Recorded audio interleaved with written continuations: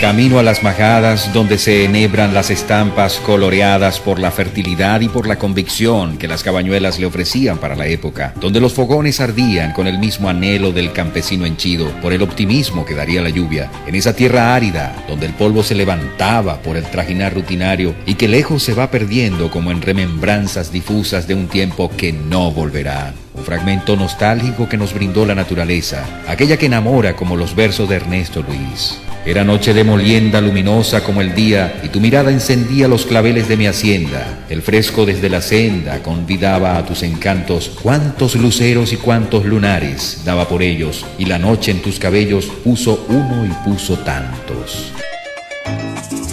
Cuentan don José Eusebio Zamora Morales, hilando los recuerdos, que un tiempo le regaló, antes de 1930 y hasta después de 1950, existía en Zaraza y sus caseríos numerosos trapiches para la molienda de caña, para la elaboración de papelones, panelas y melao para el aguardiente. Al comienzo, los primeros trapiches eran hechos de madera. Uno de los palos que utilizaban los carpinteros se conoce con el nombre de majomo.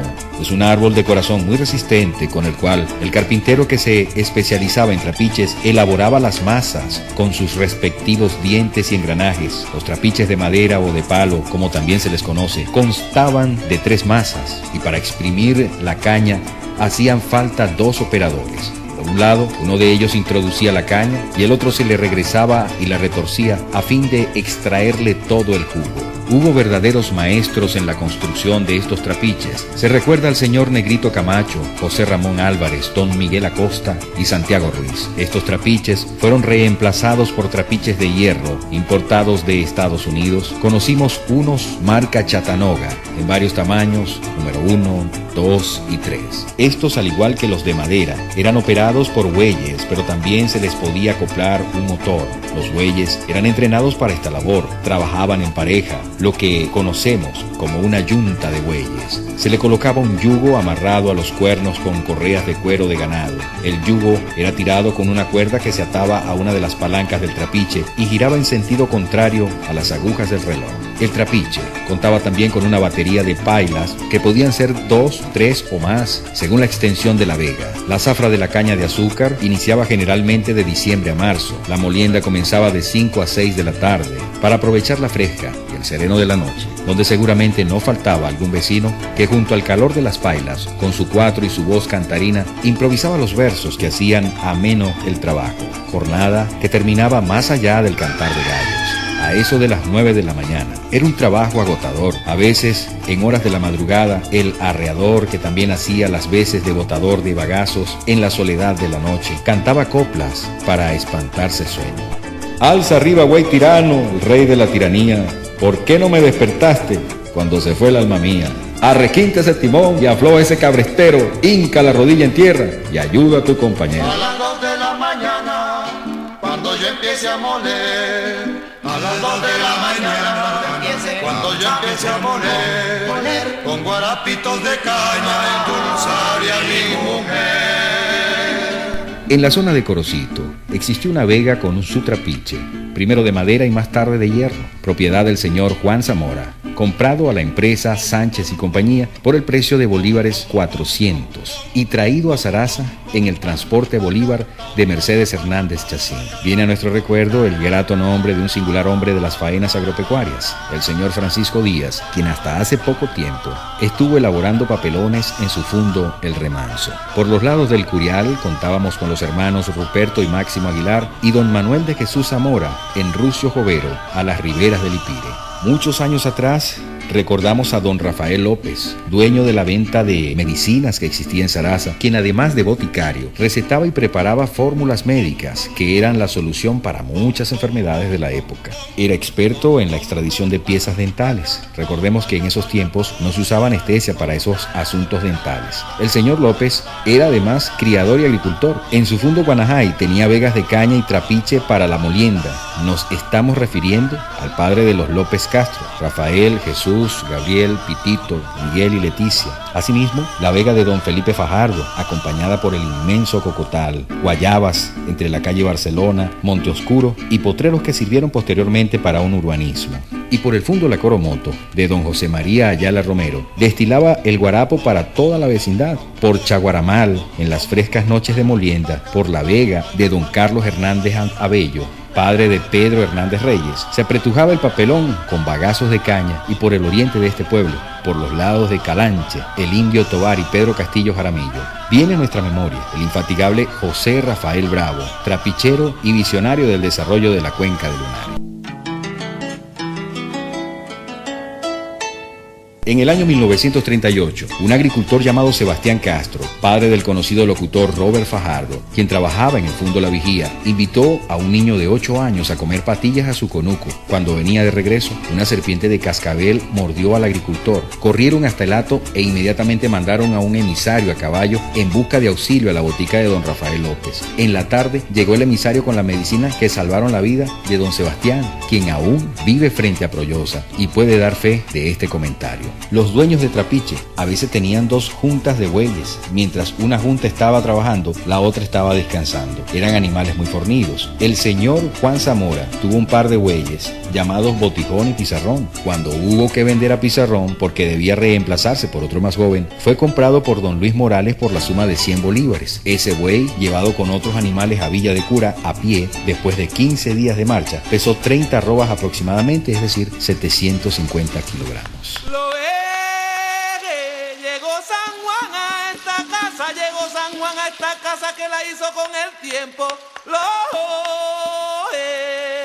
Ay, que la hizo con el tiempo y le quedó tan bonita. Ay, que se parece a su templo.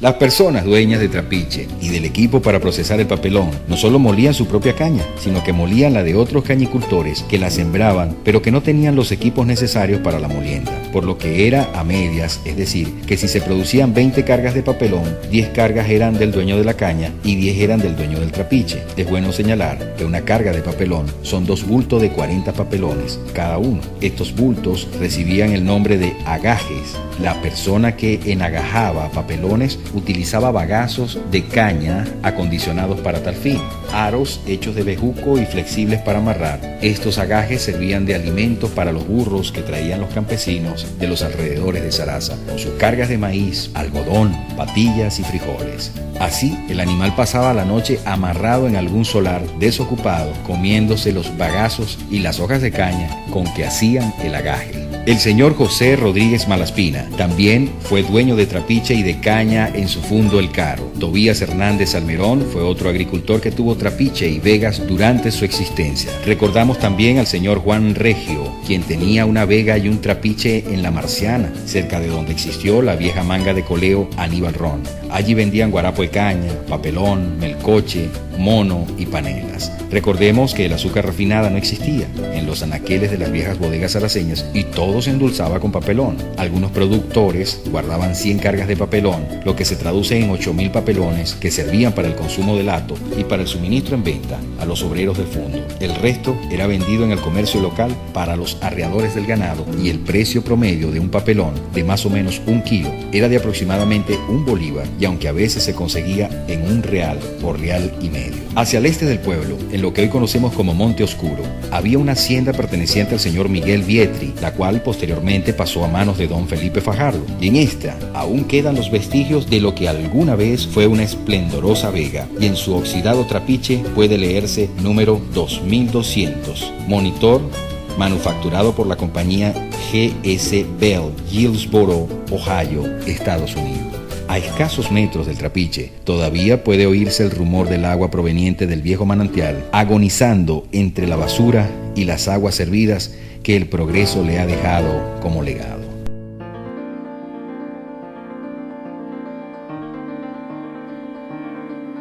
Van apareciendo recuerdos. Por ejemplo, los salarios eran muy bajos en las faenas del campo. Un metedor de caña en un trapiche de palo, bregando de 6 de la tarde a 9 de la mañana del siguiente día, ganaba para 1925-1930 la suma de $1.50. La comida era suministrada por el dueño del hato. Las condiciones para este poblado no eran las mejores. Las vías de comunicación eran pésimas. Solo había caminos reales transitados por burros, caballos y gente a pie. Se organizaban fajinas en cada vecindario para limpiar las vías en forma gratuita.